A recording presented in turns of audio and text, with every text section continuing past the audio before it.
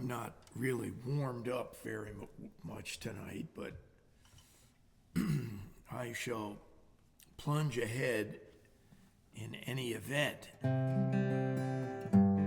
I've come to do this more as a relaxed thing. It's not a formal gig.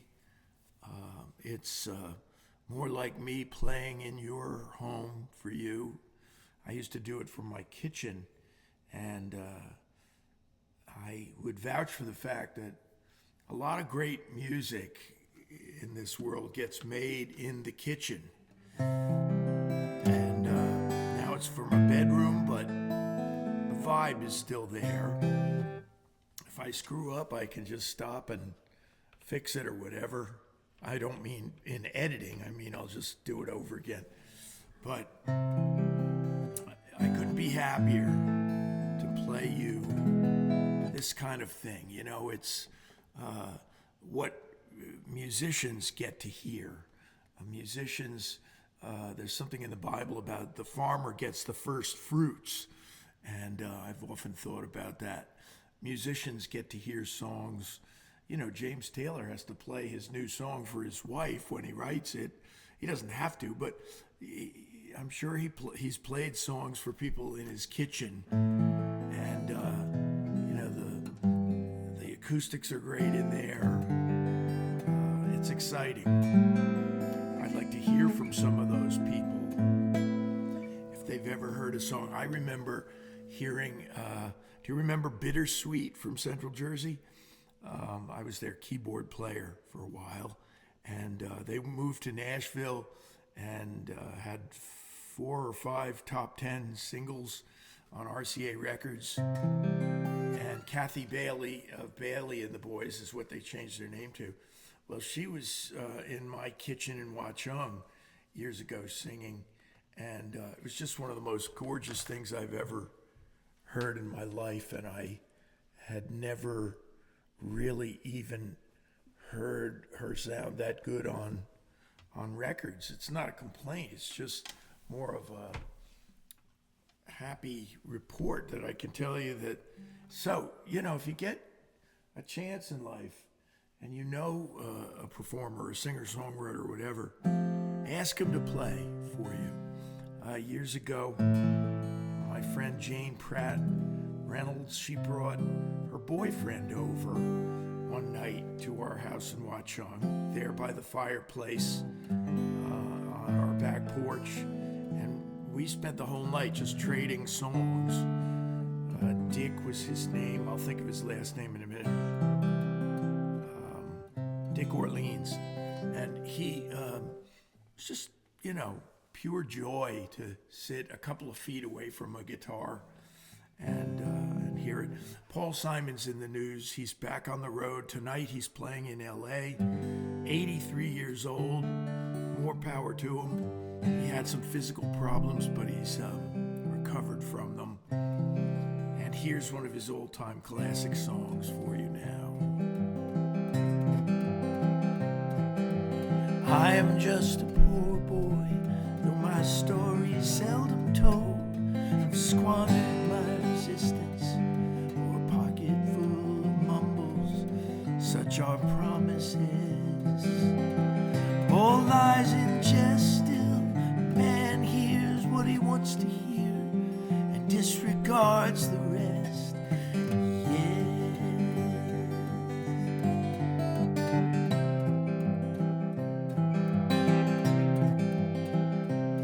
When I left my home and my family, I was no more than a boy in the company of strangers, in the quiet of the railway station, running scared, laying low, seeking out the poorer quarters, where the ragged people go, looking for the places only they would know.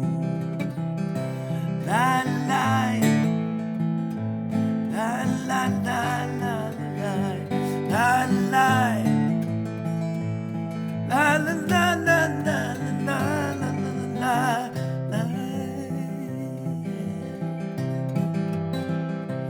Seeking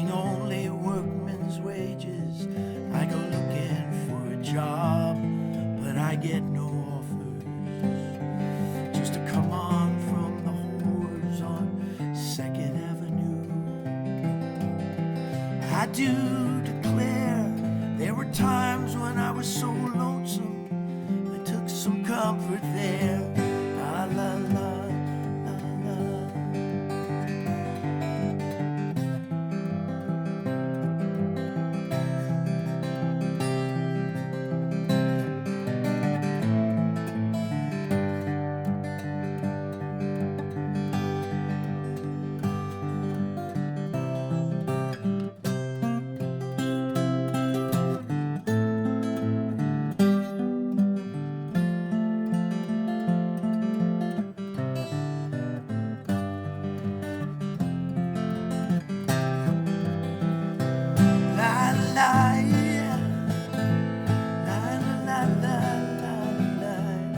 La la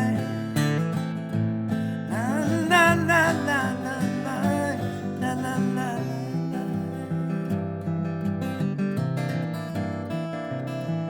Now I'm laying out my winter clothes and wishing I was gone, going home where the New York City winters aren't leading me.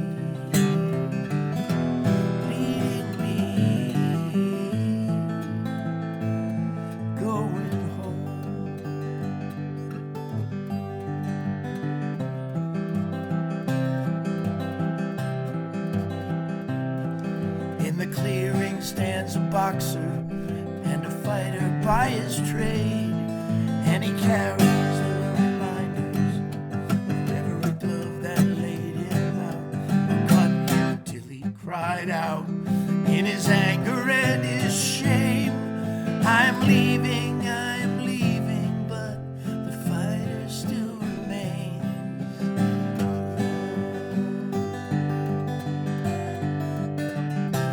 La la la la la la la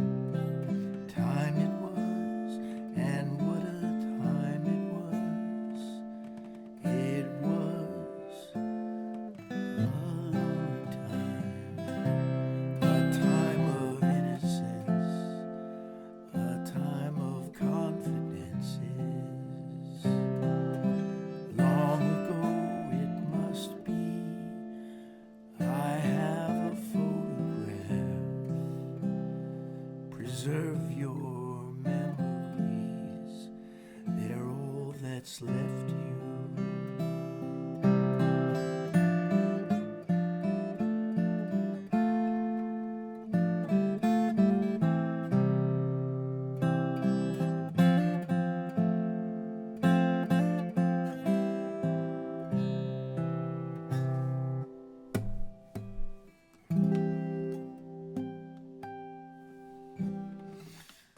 Well, see, imperfect.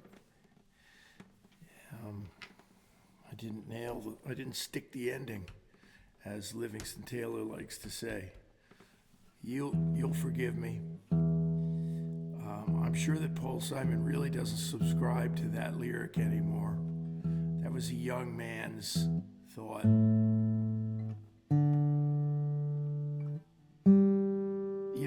preserve your memories because they're not all that's left you. He's 83 and he's playing a concert tonight.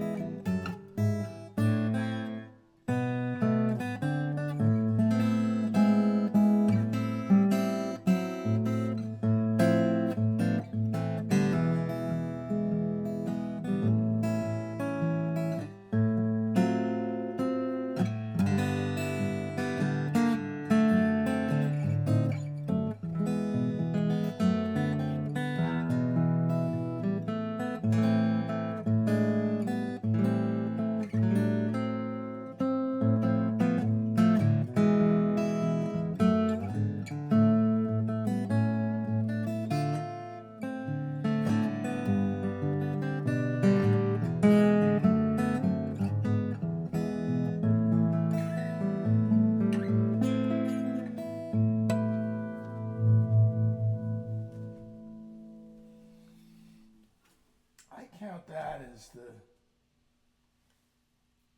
the line of demarcation moment in the Beatles' career where the supernatural really appeared, in the sense that I thought, well, these guys are really above and beyond anything we've ever experienced in pop music. Where did that kind of amazing, sophisticated melody and lyric ever come from? Paul Simon loves the nylon string acoustic guitar as I do. It was really my first instrument. I'm in drop D, a good tuning for the classical guitar. James Taylor uses it a lot on his steel string.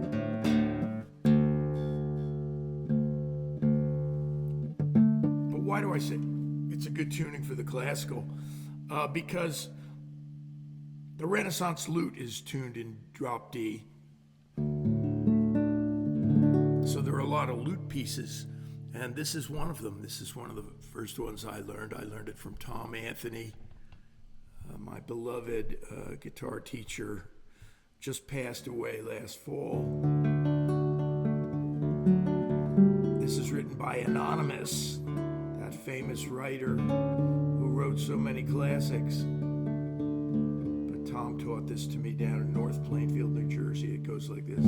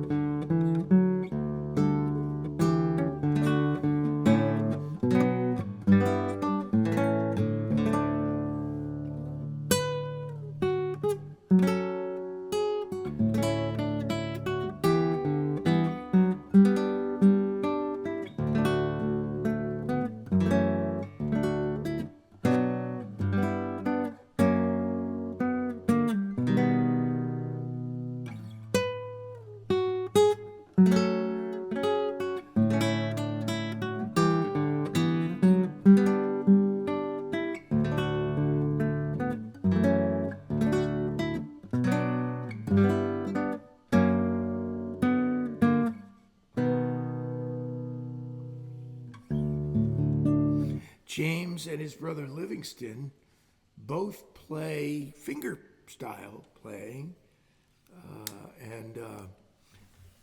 And yet, neither one of them has ever played or recorded with nylon string guitar. It just doesn't appeal to them. It's not as bold sounding as the steel string, and they want that boldness and that tone. There's a anecdote about Groucho Marx, who was really quite a good guitar player, although you probably couldn't tell. But Groucho was interested in inviting Segovia over for dinner, which he did, and he prevailed upon him to play him something, and all he had was a steel string, and Segovia played it for a few minutes and was game enough to try it, but he said, "No, I really can't play this. It hurts my fingers too much." And also probably was ripping his fingernails off. Do you know how a great piano player who did the soundtrack to Charlie Brown's Christmas, Alexa, who did the soundtrack to Charlie Brown's Christmas? The A. Charlie Brown Christmas soundtrack features Christmas Time Is Here by the Vince Guaraldi Trio. Alexa, stop. So, Vince Guaraldi, names are going these days. You were even trying to shout it to me. Chip, it was Vince Guaraldi. How did he get that gig? He got it because the producers heard this song on the radio out in California by the Vince Guaraldi Trio. It was kind of a semi-hit instrumental that he did. Beautiful song. I think it was composed in England, called Cast Your Fate to the Wind. And I'm kind of doing the Earl Klugh version here tonight, who's a great nylon string player, possibly a little overlooked.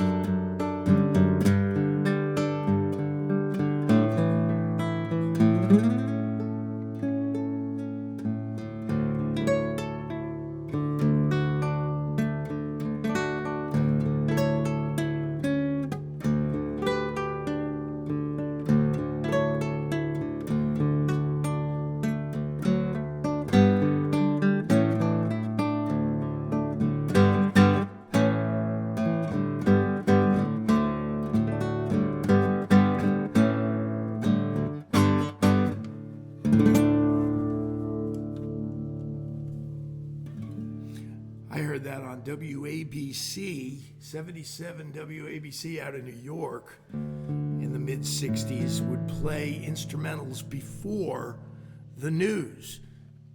It took me 50 years to figure out why. Why did they play instrumentals before the news? Because it was just a time filler, and sometimes they didn't know exactly how much time they had left at the end of the hour. And so they didn't want to play a song with a lyric, because that meant when the news came on right on the hour, they'd have to interrupt a lyric of a song. So they did all kinds of interesting instrumentals. including, pardon me, including one by Loggins and Messina, that they finally got wise to this, and Loggins and Messina wrote a song that was an instrumental and a beautiful one, and it's called Just Before the News. So they figured out the equation there. Tonight I want to thank those of you who have supported the show. Michael Cohn comes to mind, Marty Wright, and special thank you to her. And Ed Canada, wanted to mention them tonight.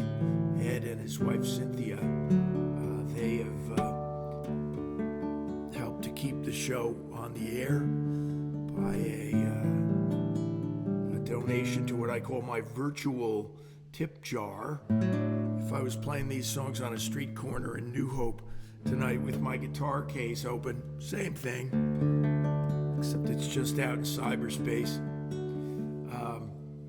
So thank you, and I'm not mentioning everybody. The Eckelmans.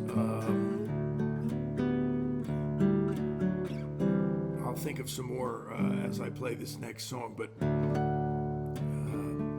all of the contributions of whatever size are greatly appreciated. A guy named Ed Graney, fantastic guy, friend of mine, made a contribution that really kept me going for a while.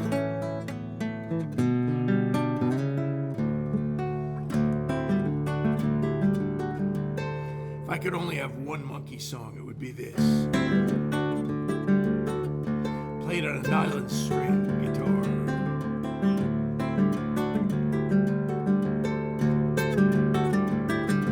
With his fool's gold stacked up all around him, in a killing in the market on the wharf,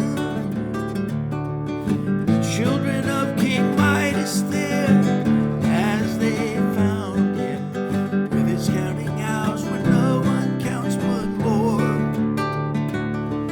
And he thought he heard the echoes of a penny whistle band and the laughter from a distant caravan, and the brightly painted line of circus wagons in the sand, fading through the door to summer.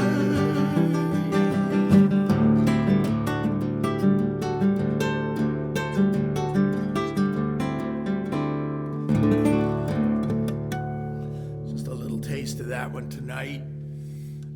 Thanks to Mark Jacobs, an old classmate of mine, who has faithfully been supporting the show. Greatly appreciated. Thank you. Maybe I'll pull out Martha, my Les Paul. You haven't seen it, Mark. I don't think you've seen this guitar. I haven't played it in a while. And I'm going to do a song that is associated with the great Eric Clapton, who played a Les Paul, of course, on the While My Guitar Gently Weeps. The Beatles song, everybody knows that story, right?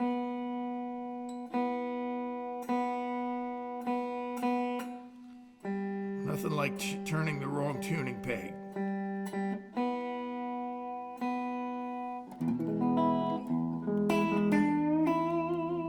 That guitar's name was Lucy, and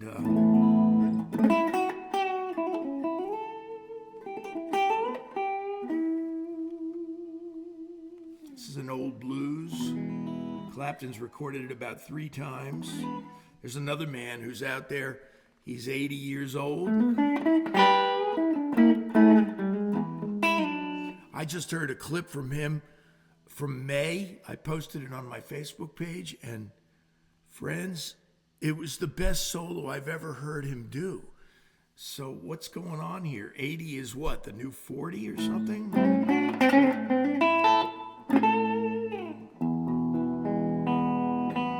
Thanks to Tony Peticchio, who made a contribution. In a minute after I finish this song, I'm going to tell a story. I've been a little light on the stories recently, but I'm going to tell you about a story of something that happened to me and Tony in Switzerland when we were 16.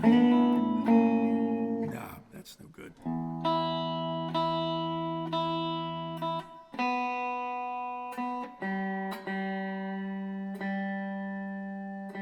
Thanks to Melinda.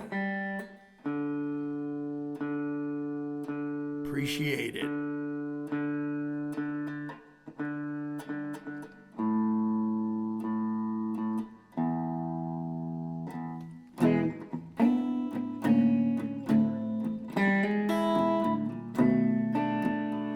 Well, I've been drifting like a ship out on the sea.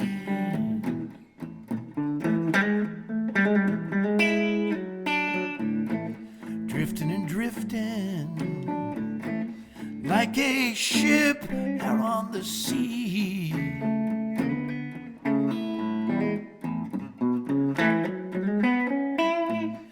I ain't got no sweet woman in this world to care for me.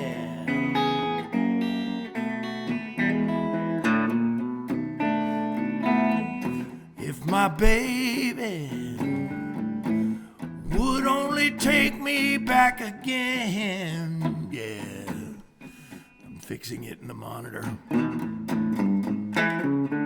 If my baby,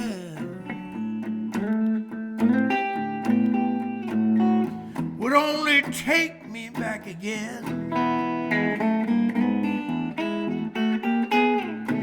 I'd feel much better, darling, and at least I'd have a friend.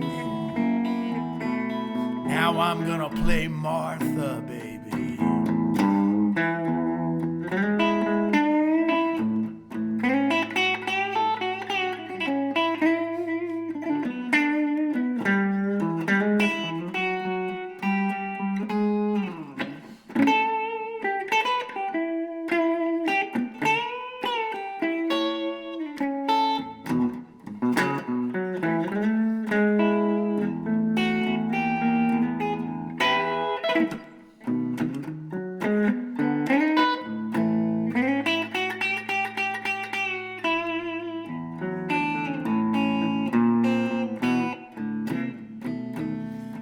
Said I'm drifting like a ship out on the sea, yeah.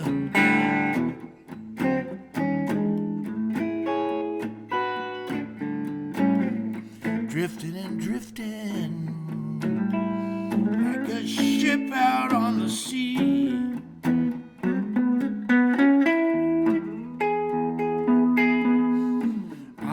Got no sweet woman, no, in this world to care for me.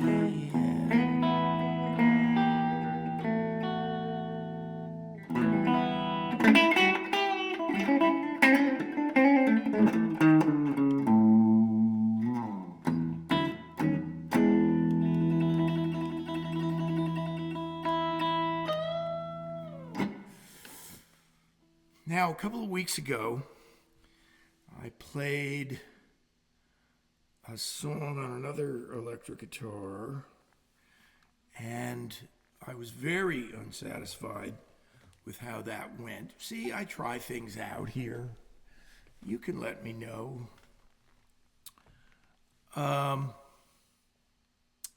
And hey, don't forget to subscribe and like too down below as I post this on YouTube. I appreciate my YouTube followers and the comments that they make. If you have any comments, please feel free to make them. Within reason, of course. Not like the comments like, Chip, you screwed up the ending on that. Oh, I'm going to tell a story first before I do this next song.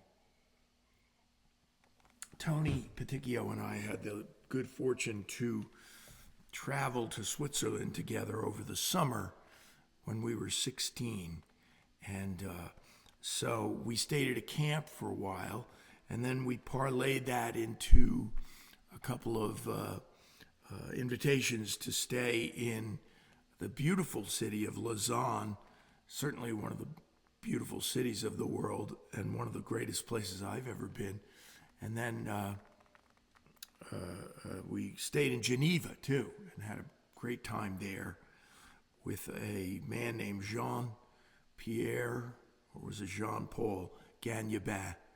And we stayed with the Favet family, and they had a son named Pierre-Yves, who was a beautiful guy, and he was showing us around the city one day, and we went to the beautiful and ancient Lausanne Cathedral. And how ancient was it? Well, hundreds and hundreds of years old, but the stone stairs up to the bell tower were worn like this. They were kind of concave because of the amount of people who had walked over hundreds of years. These are made out of stone. And so we get up there, and I wasn't a mischief maker, really. Certainly Tony wasn't. But there was these two huge bells, and I mean, when I say huge, I think they were like the size of a Volkswagen Beetle, you know what I mean?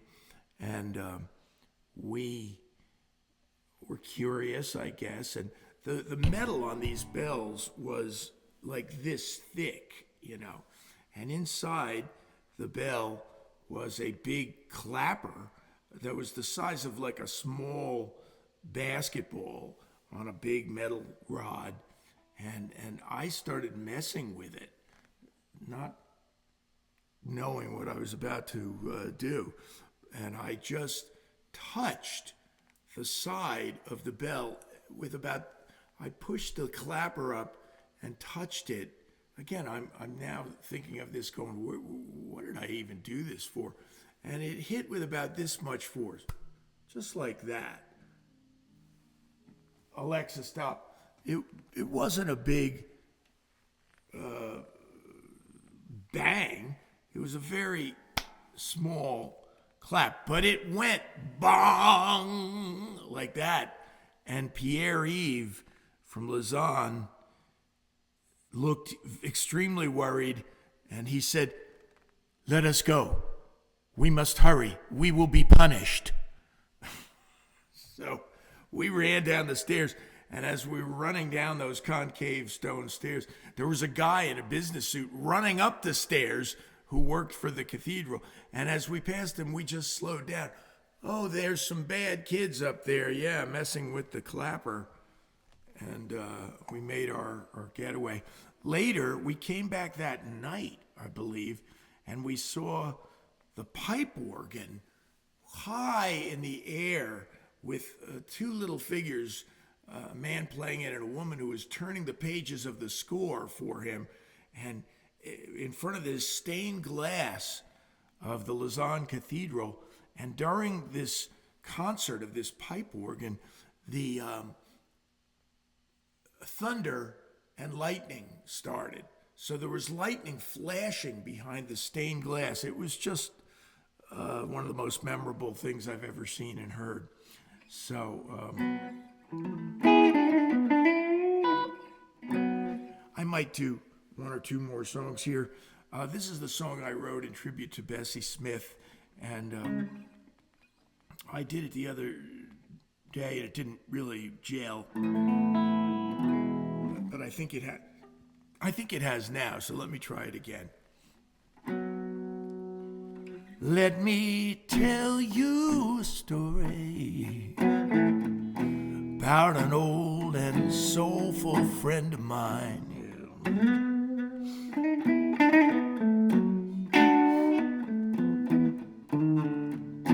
Bessie Smith was a singer who was so majestic, so much more than fine.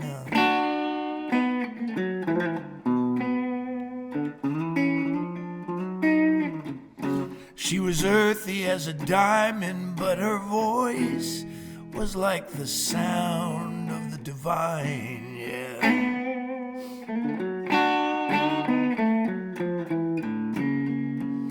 She could sing the low-down blues with the power of a hurricane.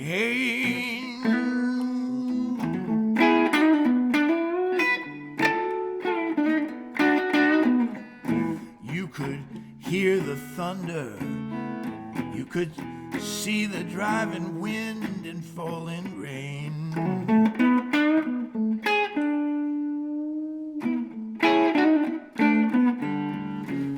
From the feet that held her ground to the eyes that held the deepest look of pain.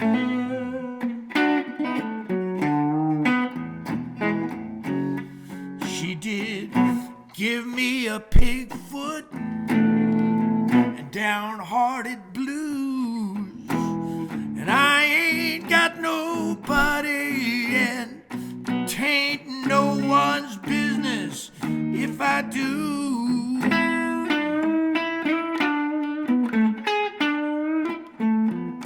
Who could say what she signified?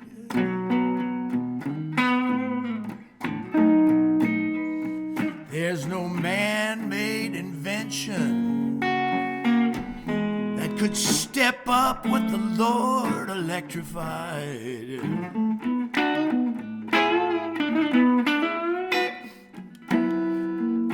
Bessie died in Mississippi from a car crash in the middle of the night, yeah.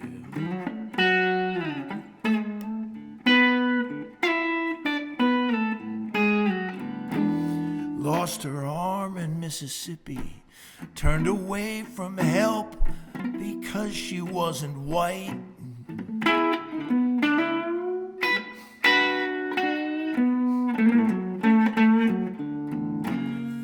Lord, I wonder if your angels lifted Bessie Smith into your perfect light.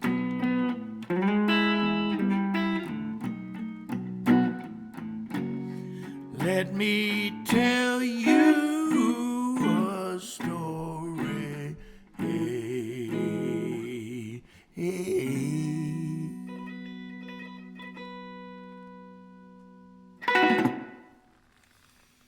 The song known as Bessie's Blues, unrecorded and unreleased. And yet, how does that end up on the radio? Well, because a friend of mine, John Weingart, played it on his show, Music You Can't Hear on the Radio, on WPRB, after I made him a demo. And he took a shine to it, as they like to say. This is one of my songs. I used to do it with my band, The Stingers, at O'Connor's and other places. I'm going to end on it tonight.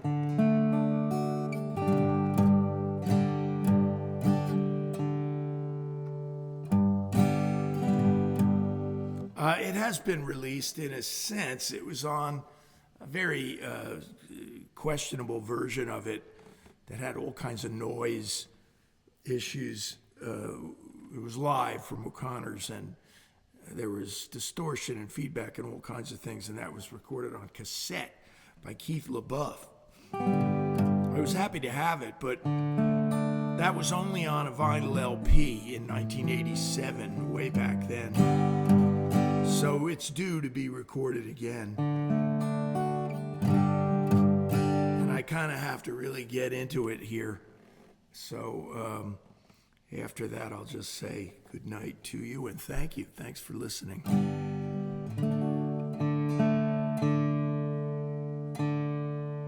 It goes like this. It's an angry song. You were turning me on. You were leading me on, yeah. For a long time, but I didn't mind.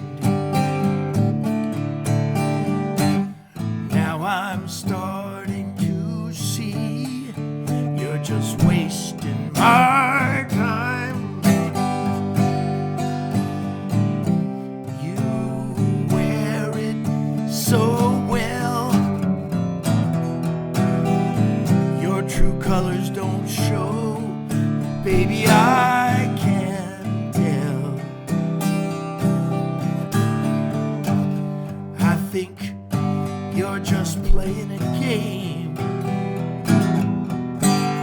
I think you will remember my name. See, our love could have been true, but you told so many lies. Once I was a fool, but baby, then I got wise. You act like you couldn't care less, that I walked away, but baby, I can guess. Oh yes, I can. I think you and I are the same. I think you will remember my name.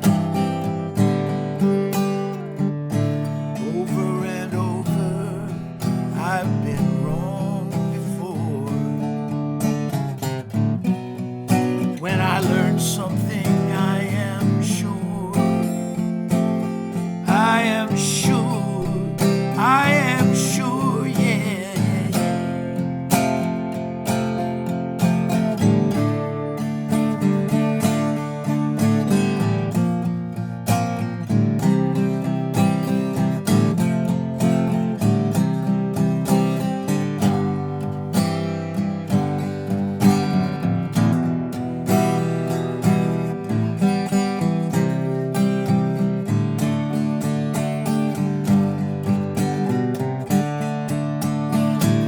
Keep on acting it out, yeah. Keep on playing your part, yeah. But don't expect me to believe that, baby, it's from the heart. You act like you couldn't care less, that I walked away, baby, I can guess. Oh yes, I can.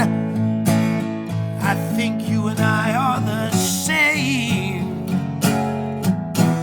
and I think you will remember my name.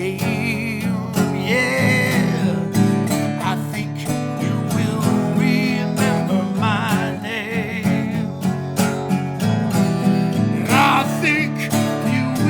remember my name, baby, yeah.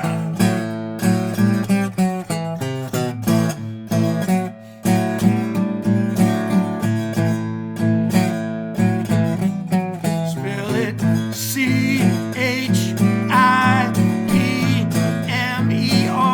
CHIPMERGOTT, baby, yeah.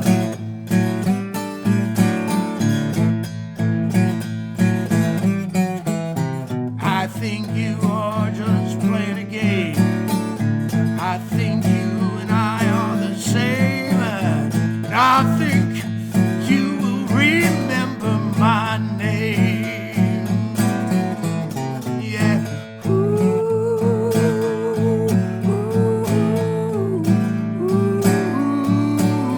oh.